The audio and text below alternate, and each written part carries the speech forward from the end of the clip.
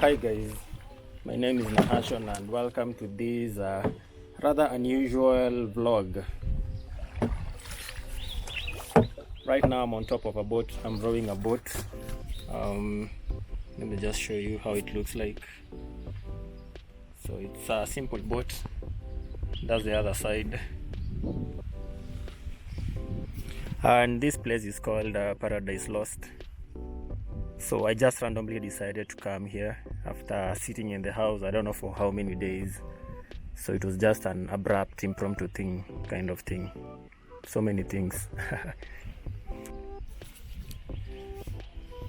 Anyway, with everything that is going on in the world right now, sometimes you just have to take like a time off. It doesn't matter the kind of situation you're in, whether you lost your job because of the coronavirus, whether you're stressed because you don't know what's going to happen next, whether you've been sick of the coronavirus or maybe recovering.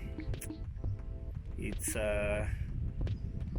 has really been a tough year and everybody's complaining about it, and I'm not one of those guys who keep saying, oh, let's hope things will be better. I'm more of an actionable kind of person. But in this situation, like, there's literally no action that you can take. Honestly, I don't even know the direction I'm supposed to take this video, because I came here in the morning, around, not really in the morning, but around 12 p.m. And when I came here, my initial thoughts were, maybe I'm just going to shoot like a vlog type of video talking about Paradise Lost. But along the way, the psych just, it's like it just evaporated. Like, I just don't feel it. So I've been walking around, then I decided to take this boat ride. Okay, maybe let me just say a few things. This place is called Paradise Lost, like I've mentioned it like 10 times now. The boat ride is costing me 200 shillings, and it's a big kind of lake situation here. The entrance fee is 400 shillings for adults, and I think I saw 200 shillings for kids. And if you're a foreigner, it's $10.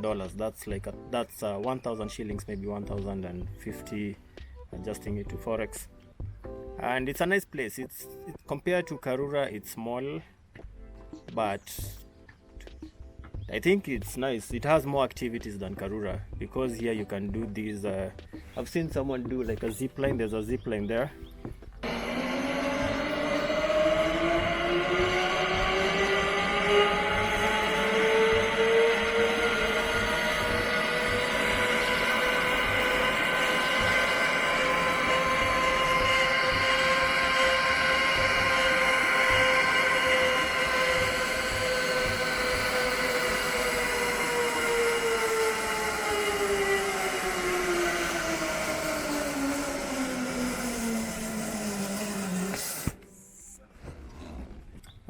There's some archery. Is it archery or archery? I don't know.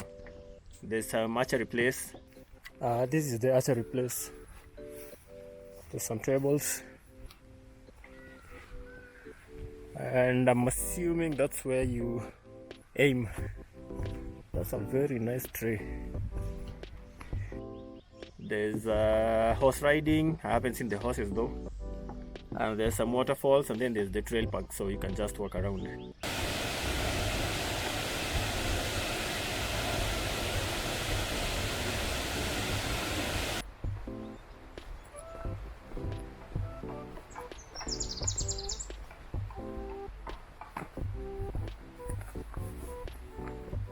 And oh yeah, this boat riding, which I'm doing right now.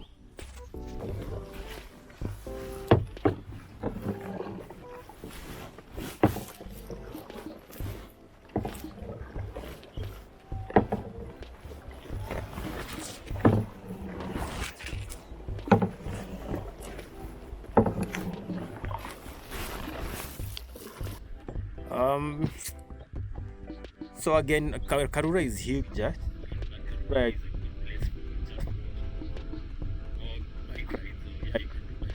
Karura. And you can also do, what else can you do in Karura? Yeah, you can go just in the waterfall. It has a smaller waterfall. And those are the activities that you can do in Karura, and this is Paradise Lost, which is also along Kiambu Road. and it has more activities. Yes, so it's more of a fun place, and Karura I can consider it a place where you go to like just sit and relax, or rather just walk and get lost in your thoughts while you walk, and it's also good workout. So yeah. Anyway, back to the current life situation. I know several guys who've lost their jobs, some who went on temporary leave, some who went on, like, should I call it forced leave, because the companies had to like restructure. Personally, I do online jobs and I haven't worked for the last 2 months, so I'm literally running out on my little savings that I had, and that's the situation. But I mean, I'm in good health. Like, that is one of those things that I really appreciate, and I usually don't take it for granted. Yeah, good health is it's everything, man, and I have to be grateful for that. Good health, I have to be grateful for that. And beyond that, I also have a place still, I still have a place, my house. So that is something that I'm also grateful for, because I'm sure there are so many guys who maybe had to relocate to other places because of the financial stress. I can imagine, I don't have a family or kids. I can imagine a person who has a family and kids, that means extra people you have to take care of. And maybe it's a situation where someone traveled to another area, then they were locked out because now they can't get back because of the curfew. Like, there's just these so many moving parts which nobody had predicted, nobody had planned for, and we are all just like winging it. We have no idea what to do next week. Maybe in January we had all these plans, like, this year I'm going to do this and that, but right now, I mean, is there anybody who has a plan on what they want to do? So yeah, there's nothing really much you can do about Corona. That's just something we have to live with. We have to adapt our lives. We need to change and be cleaner. Basically, that's it. The other issue is the police brutality thing, and this is even hard to talk about. I have a few friends from the US, and a few of them are Black Americans, and it's kind of weird that I am in Kenya, I am in Nairobi, I am in Africa, the blackest of the blackest places you can be in. But every once in a while, whenever I saw the news about police shooting black people, it could always ping in my mind, what if it's someone I know? Like, some of them I've never even met, but through work I've known them even on a personal level. But so you can imagine how much of a problem this whole police brutality thing is. And for me as a Kenyan, it's even worse to talk about the police brutality in the US, because right here at home, before the coronavirus, no, actually when the coronavirus started, within the first few weeks of the lockdown in the country, the police had killed like 3 people. That was even a higher number than the number of people who were killed by corona, because as at that time, no one had died of corona. So you can imagine, people who are supposed to protect you are killing you to protect you from a disease. Like, I don't know if you get the logic behind that, because there's no logic. You're supposed to protect people, you're supposed to guide people, like, hey, it's 7 p.m, you're supposed to be indoors, because that was the curfew time when the curfew started, 7 p.m. So it was supposed to be like, hey, 7 p.m, be in your house. But this is Nairobi. Nairobi has one of the worst traffics in the world. Sometimes it's something you don't have control, because your boss maybe assumed by 4 p.m. you'll be out of the office, and by 7, that is 2 hours, you'll be home. But then everybody's leaving the office that 4 p.m. So everybody is stuck in traffic at that time. If you're using a public service van, those matatus, the line is stretching for, like, I don't know, several meters. You have to line for you to get a matatu. Not everybody can afford using Ubers and stuff. So you can imagine the police killed 3 people within the first few weeks of the coronavirus. That is a higher number than the coronavirus. And in Kenya, we've been facing police brutality for forever. If you see a police coming, if you're a guy and you see a police coming, there's a very high chance you're just going to turn and use a different route. You've not done anything, but it's just something that is. Maybe, I don't know, sometimes I usually just think it's a superiority complex where now someone has the position of power, then they decide to misuse it because they know they are, how do we call it? They're untouchables, you know. There's nothing you can do, there's nothing you can say, there's nowhere you can complain. And that is what we keep dealing with. There's one time, actually like 5 years ago, I was with my girlfriend then, and it was around 11 p.m. Then we decided to go buy food at night, 11 p.m. So we went downstairs and we went to like a shop. Then we bought some chapos, some chapati that we're going home and back to the house and cook. Then from nowhere there was a police van which those guys were patrolling, and then we were taken in. No, like, okay, not in prison, but rather we were forced into the car. Now we don't have any money. We just we wanted to buy chapos. That is like 50 shillings for 4 chapatis. You remain with 10 bob. And that was it. But then we were put inside a vehicle that we were loitering. What was the name?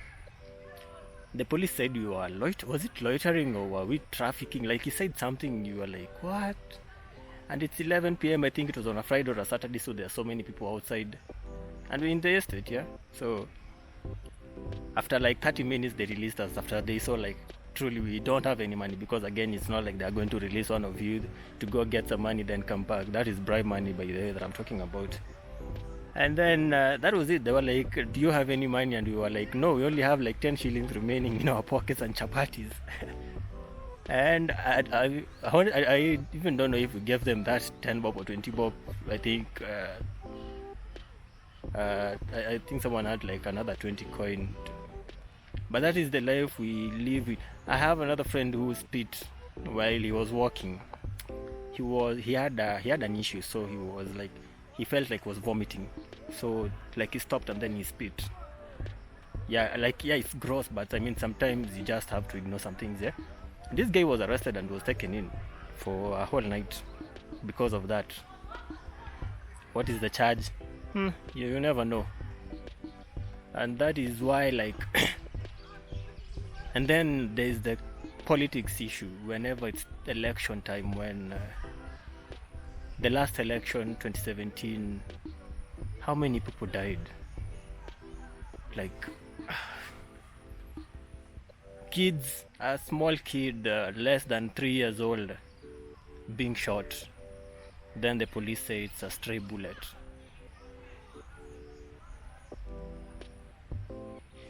You know, there's no value to human life. You can't attach a value to human life. You just can't. And even when you see those protests in the US, you see people complain like, no, don't burn down the cities, don't break things, don't loot. That is something that also happens in Kenya anytime there's a protest. And the truth is, I mean, it's a protest. What do you people want? Do you want them to come and shake hands? People are going to be rowdy. That is almost normal. Of course, they need to control, like a group needs to control itself. And you see, the problem with protests is sometimes you guys are peaceful, you are working peacefully, but then there are guys who will come in and join in who they even don't know whatever it is you're protesting. But now these are the guys who usually cause problems. They may start, throwing stones, doing other things, and it's hard to regulate such a situation. So you will expect the police will arrest them, maybe charge them for, if it's breaking things, charge them correctly. But instead they start using rubber bullets. Some police use live guns to shoot people. Like, it's just a total mess. Like, it's one of those things which you just don't understand, because you might expect these policemen have families, so there'll be people who know, like, hey, maybe it's my brother who is in that protest, maybe it's my uncle, maybe it's my, someone close, a friend. But it's like whenever there's a protest, those guys don't think of anything about that. And that is during a protest. I'm not even talking about the other times when they just shoot people randomly because of some simple mistakes which are not even worth drawing a gun or even a pencil. You just arrest someone, cuff them, and you take them in. So personally, I've even not been able to discuss about the I've not even been able to talk about the injustices in the US because I'm not in a position to. It's not my place. I can only sympathize with the black people there because that level of injustice unfortunately happens also right here in Kenya. Through this video channel that I use, I've seen firsthand how people, like especially let's say white people or foreigners, get preferential treatment whenever you visit a place. I can go maybe to a hotel, a restaurant, I can go to a park, and I'll always be a second thought, an afterthought. You're not the first priority. Let's serve these guys first, then you're second. That is something like here as a Kenyan in Kenya, that is something we deal with almost on a daily basis. Anytime you're out, that is something you'll have to deal with. You'll go to a restaurant, you'll order food, it will take you like an hour for them to serve you, but then another table there with the foreigners, you'll see them being served within like 10 minutes. And you wonder like, hey, those guys found me here, why is my food taking forever? Then maybe the waiters are going to complain, or they're going to give you a reason like, no, it's because these white guys usually tip us, you Africans don't tip us. And you're like, I mean, is that really how you justify bad service? Because it's bad service, and tipping should be out of your own goodwill, like, hey, this person gave me a good service, let me tip them.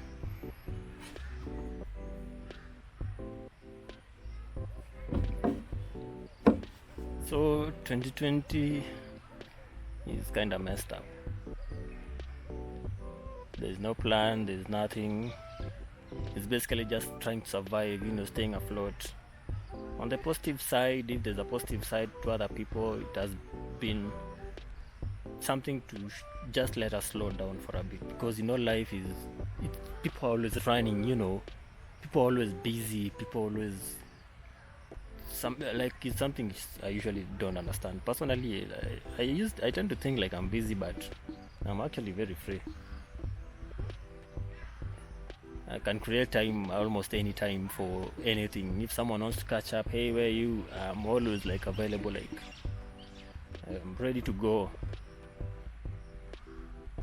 And maybe this corona is going to help people to just slow down, appreciate nature more, appreciate life more. And yeah, this is a lot of rambling. I even don't know where I'm going with this story. Maybe I'll never upload it. But it's something I just felt like I need to just say it. So black people really need to take charge. Like, there's no option, there's nothing. It has been years and years. You see, the US in the US there's different discriminations, okay? Like I think, let's say there's 3 discriminations. First, there's the rich and the poor, then there's the religious, and then there's the race. In Africa, and I believe it's in Africa, all African countries, there's another thing that is added there, and that is tribe. In Kenya we have 42 tribes, or is it 43? Like, I even lost count. And of all these tribes, it's so hard to unite tribes, the same way it's hard to unite races or religions. And the thing which I say is a problem, like why it's hard, it's not that it's hard to reunite them, but rather it's the policies, the politics, this person trying to justify their side by saying, hey, we are the ones who are right, these other people saying, hey, we are the ones who are right. And sometimes it doesn't even matter who is right. Sometimes it's fine, we are both right or we are both wrong, but this is the line. You don't cross this, I don't cross that. I respect your religion, you respect my religion. I respect your tribe, you respect my tribe. But the bottom line should always be we are humans. Because, you know, I'm assuming, let's say tomorrow aliens show up. It's 2020, you know, anything can happen. Nobody's going to think about tribe anymore, or race or religion. Nobody's going to think about anything. We will all be like, aliens are here. Are they friendly or are they hostile? Nobody will be like, oh, we need the Luos to do this, we need the Kikuyus to do this, we need the Taitas or Giriamas to do, we need the Muslims to do. No one will care about that at that point in time. It will be like we've achieved singularity. We all want to know, these aliens, are they friendly or not? That's how united we will be. Another case is like when you're watching football, when you're there, let's say in a club or wherever, in the stadium, nobody cares like which religion is this guy, why is he supporting Arsenal or Manchester. Nobody cares. The only goal is we want Manchester to win against Arsenal. Nothing more, nothing less. So I've never understand why we can't have the same kind of mentality when it comes to our personal lives. Why do we always have to push another agenda that is not even an agenda worth talking about? I'm black, you're brown, you're white, you're gay, you're straight, you're like, what are all these things? Or how does it affect you on a personal level? Like, how is someone affecting me on a personal level because they are, I don't know, a Muslim or a Christian, or someone decides he wants to start worshipping a god somewhere? How is that person affecting me on a personal level? I always say no two people will ever have the same experience. That is also part of the problem of humanity, but that is just how humanity is. We can all be looking at a tree and I'll be looking at it saying, damn, this tree is beautiful. Someone next to me who is a biologist will be looking at it and maybe thinking, wow, thinking of all the complex things going on in the tree. Someone else who is a carpenter will look at the tree and be like, damn, I can make some good beds with this tree.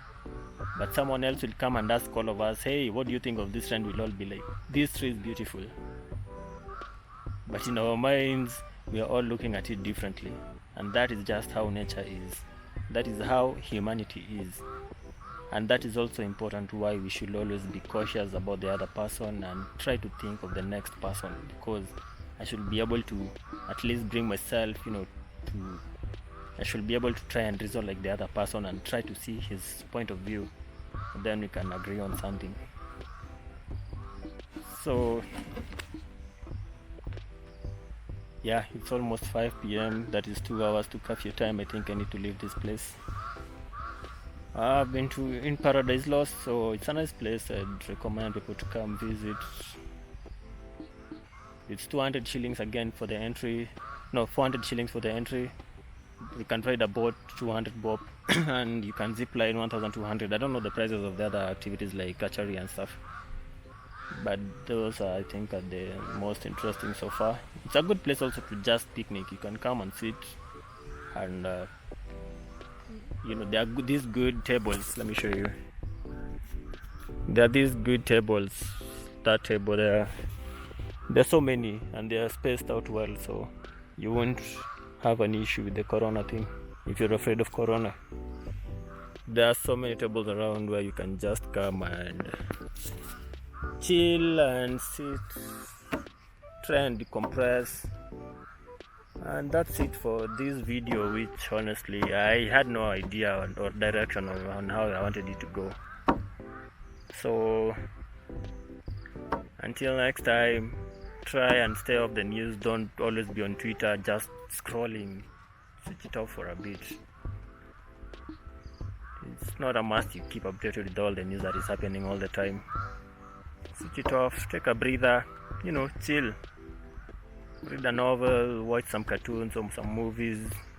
If it's work, take a break. Visit a cheap place. You see, again, another thing is people usually think visiting a place must be expensive. No, take a matatu, 30 bob, go to town, go to Uhuru Park and chill in Uhuru Park, ride a boat. It's one of those, it's a small thing, but it's very relaxing, and it can help a lot, especially in calming you down and just giving you like focus. That is something I highly recommend people to do. And I think I'm going to sign off this video. So yeah, I think I'm actually going to do another video in Uhuru Park. Maybe I'll be on a more jovial mood. Yeah, so until next time, goodbye.